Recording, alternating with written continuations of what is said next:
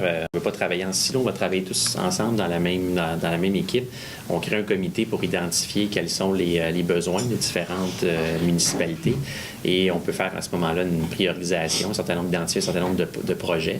Il y a notamment le projet de la 19 avec le prolongement de l'axe 19 où il y aura notamment le projet d'avoir une voie réservée. Donc, c'est un des éléments dont on va discuter autour de la table et de d'autres besoins, d'autres demandes qui sont identifiées dans l'axe de la 19 et on va aussi s'assurer d'aller chercher le soutien et le financement pour pouvoir réaliser ces projets-là. Il y en a déjà un certain nombre qui pourraient voir le jour à l'intérieur des enveloppes qui ont été données par le gouvernement du Québec pour la réalisation de plus de 200 km de voies réservées. Je pense que la meilleure façon en transport collectif pour mettre de l'avant des projets qui répondent aux besoins des clients, c'est d'abord ensemble d'identifier des besoins qui sont communs, faire une bonne planification et après décider d'une priorisation des projets et par la suite passer à l'action en développant des projets concrets qui vont faire une différence dans la vie des gens. Puis vous savez, l'AMT a posé plusieurs gestes concrets.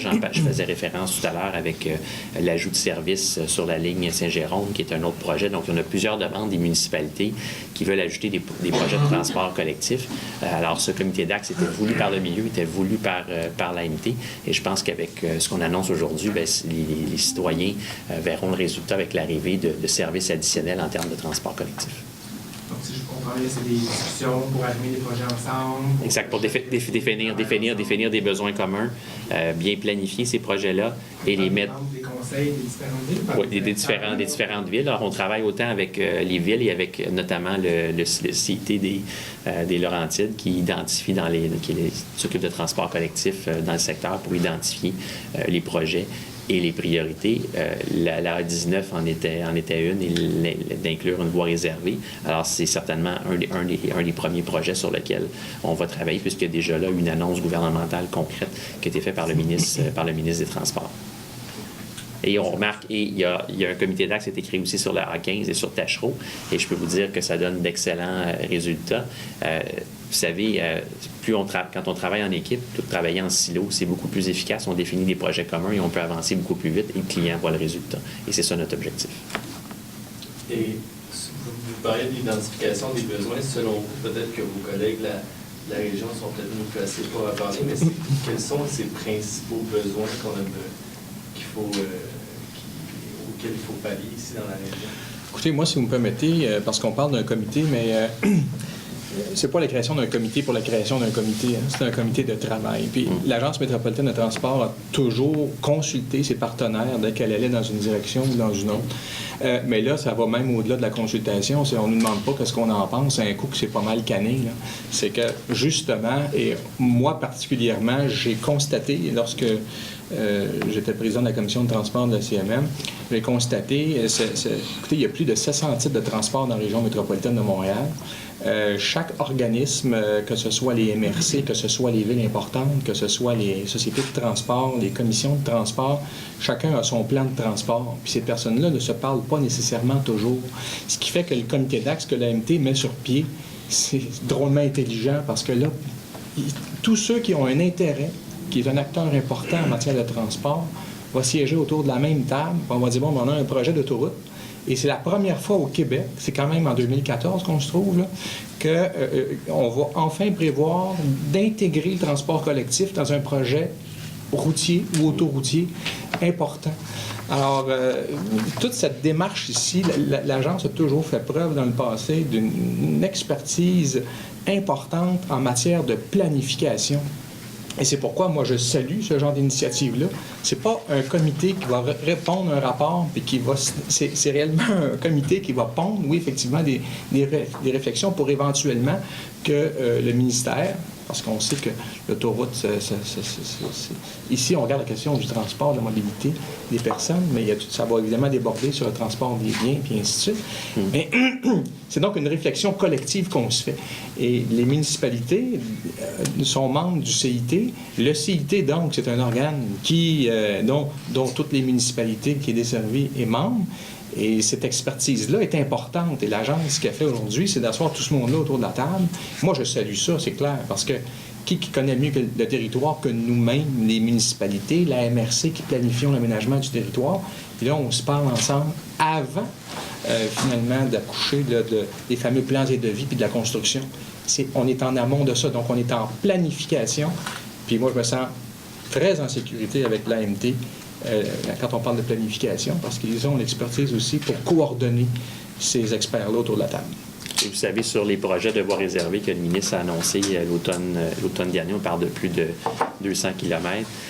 Il y a plus de 150 km dont l'AMT a la responsabilité avec ses partenaires de réaliser ces projets-là. Donc, on a un rôle de planificateur, de coordonnateur, d'exploitant de trains de banlieue, mais le gouvernement donne de plus en plus de responsabilités à l'AMT au niveau des projets de transport collectif dans la grande région métropolitaine. Et nous, on veut s'assurer que les projets qu'on met de l'avant répondent bien aux besoins des municipalités. C'est pour ça qu'on s'assoit tous autour d'une même table pour définir des objectifs communs et faire en sorte que les clients aient plus de services, plus efficaces, plus rapides, puis que ça réponde à ses besoins. Et c'est en travaillant en équipe qu'on va y arriver. Pour avoir une précision sur ce que vous avez dit, M. Legault, quel sera le pouvoir de ce comité-là? Est-ce que c'est simplement, vous dites que ça va au-delà de la consultation, mais est-ce qu'il va y avoir un Non, bien, quand on parle de consultation, c'est qu'habituellement, il est fait le projet, là, puis là, on s'en va en consultation. Qu'est-ce que les gens pensent de ce projet-là, mais qui de toute façon va se faire? Puis bien souvent, dans cette forme-là. Ici, on est en amont, on est avant ça. On s'assoit ensemble, puis on dit, bon, on a une opportunité extraordinaire. C'est qu'on a un projet que le gouvernement a annoncé. Il a annoncé des sommes extrêmement importantes. Le gouvernement a dit qu'il va y avoir du transport collectif là-dessus. Et ça s'est arrêté là, en fait, l'annonce. Évidemment, les gens travaillent depuis ce temps-là, puis on a été témoins de ça, le ministère des Transports du Québec, le premier. Mais toute la question du volet transport collectif, si on veut... C'est vraiment pour l'adapter spécifiquement aux besoins de la région ici. Tout à fait. Mais la région ici étant en forte relation avec, bon, la grande région métropolitaine de Montréal, en fait. Donc, c'est d'aller chercher, c'est d'aller tirer le maximum, optimiser, en fait, les solutions qui vont être...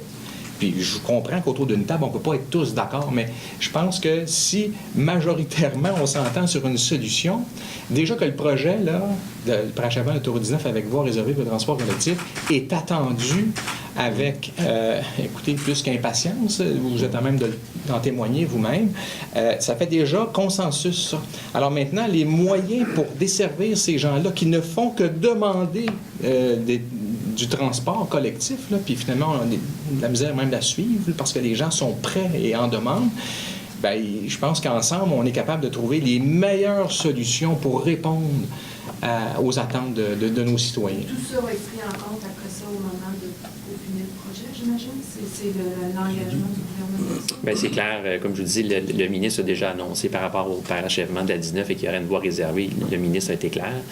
Nous, notre mandat, c'est de travailler avec les partenaires pour la réaliser. Et c'est un des éléments majeurs sur lequel va travailler le comité d'axe de la 19. Donc, c'est un projet qui est concret, qui aura un impact concret dans la vie quotidienne des citoyens du secteur qui se déplacent dans la grande région métropolitaine. En ce qui concerne Donc, on parle d'un travail important qui doit se faire en amont, mais est-ce que c'est un comité qui va perdurer dans le temps? Je veux dire, après les étapes des plans de vie, la construction, on est dans un secteur où il y a une forte démographie, où les besoins vont évoluer. Est-ce que ça va perdurer, ce comité? Bien, je peux vous dire que tant et aussi longtemps qu'il y aura des besoins, des demandes des municipalités pour développer davantage de services de transport collectif, l'AMT sera là pour appuyer puis accompagner les municipalités. Et comme vous le savez, c'est un secteur où il y a une croissance démographique qui est importante. Il y a plusieurs projets. Donc, je pense que ce qu'on souhaite faire, c'est d'accompagner et d'aider les municipalités pour réduire les problématiques de congestion routière. Vous savez, c'est pas drôle quand à chaque jour, vous avez des gens qui peuvent passer jusqu'à 1 heure le matin, 1 heure le soir et même plus dans leur voiture, qui doivent aller chercher leur enfant à l'école ou au CPE, qui arrivent en retard. Donc, ça pose un défi quotidien.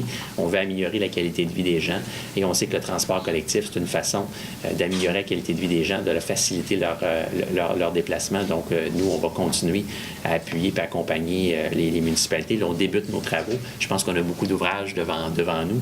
On va d'abord commencer à avoir des résultats concrets pour les citoyens, puis on se donnera un plan de match sur plusieurs années. Oui. Donc, je voudrais savoir, en ce qui concerne le parachèvement de l'autoroute 19, là, est-ce qu'en termes de budget échéancier, on est toujours là, dans les mêmes annonces que ce qui a été fait il y a un peu moins d'1 an? Est-ce Est-ce qu'il y a des choses qui ont changé? Est-ce que vous êtes en lien avec le ministère pour dire que ça va coûter plus cher? Le BAP, on est rendu avec tout ça? Écoutez, pour avoir rencontré le ministère des Transports du Québec il n'y a pas si longtemps, en fait la semaine passée, ce que j'ai pu constater, c'est que tout va bien à cet égard-là. Évidemment, un projet de cette nature-là nécessite énormément de travaux, d'études, de démarches. Puis le ministère des Transports du Québec a fait ses devoirs.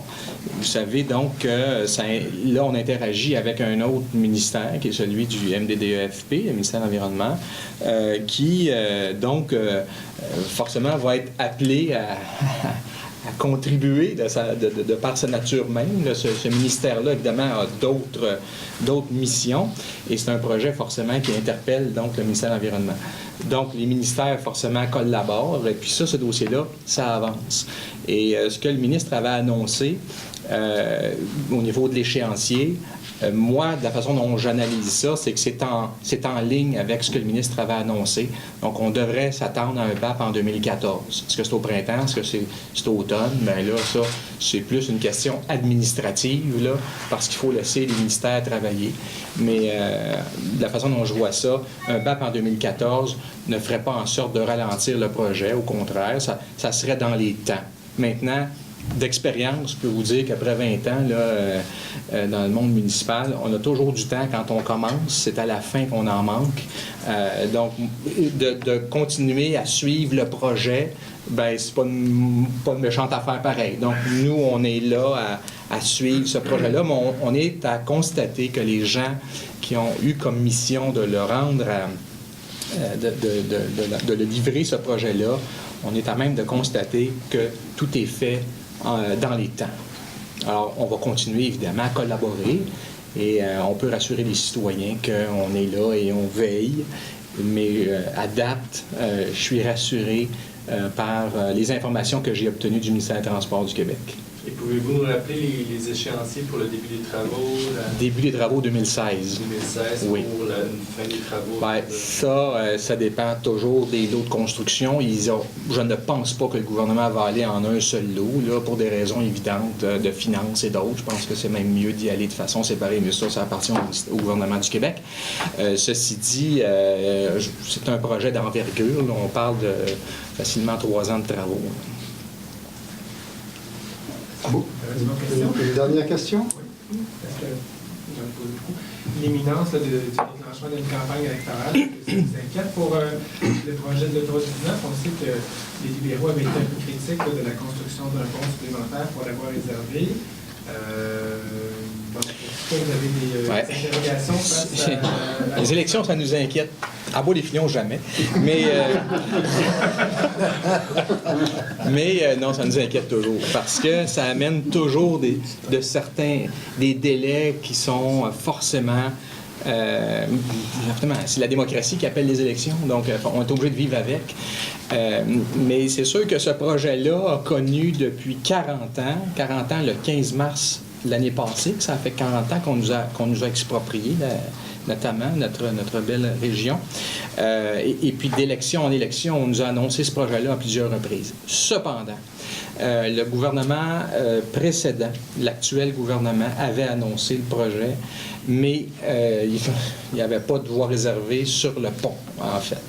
Le gouvernement actuel, dans son annonce, a reconsidéré le projet, a remis des fonds pour le bonifier au niveau justement du transport collectif et a trouvé insensé qu'il n'y ait pas de voie réservée sur le pont. Il y en a avant, il y en a après, il n'y en avait pas sur le pont. C'est un peu ridicule, vous allez en convenir avec moi. Donc le gouvernement, ce qu'il a annoncé, le gouvernement actuel, c'est un 2e pont et bonifier toute la question du transport collectif, ce que nous avons salué, bien sûr.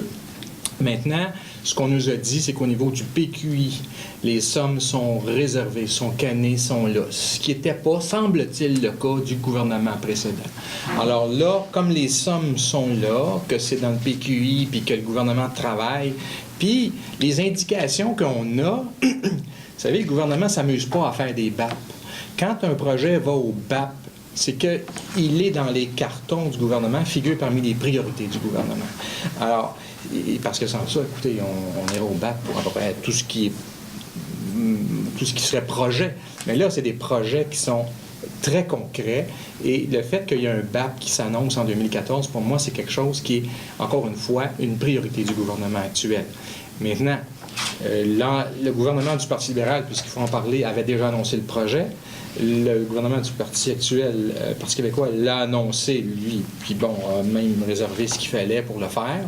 Le Parti de la CAQ, sans faire de la politique, M. Legault est venu annoncer, lui, que c'était le dossier qui figurait au-dessus de sa pile. Donc, si vous me demandez à moi ce que je perçois, c'est que les principaux partis ont déjà donné leur appui à ce projet-là. Maintenant, écoutez, c'est sûr que les élections peuvent faire en sorte de remettre en question, peut-être pas le projet, mais la façon ou l'échéancier ou ainsi de suite.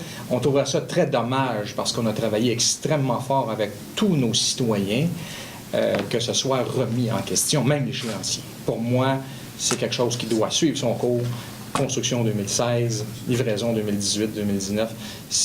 Et puis c'est déjà très, très long. Mais il faut laisser les gens travailler, les ministères, puis ça, je comprends ça, on respecte ça, mais la patience de nos citoyens a atteint son comble. Il ne faudrait pas verser non plus, puis alimenter le cynisme des citoyens à l'égard des actions gouvernementales. Ça serait une belle façon, ça, de prouver qu'il y a des choses qui se sont réglées là, dans ce monde-là, puis dans le monde de la construction aussi.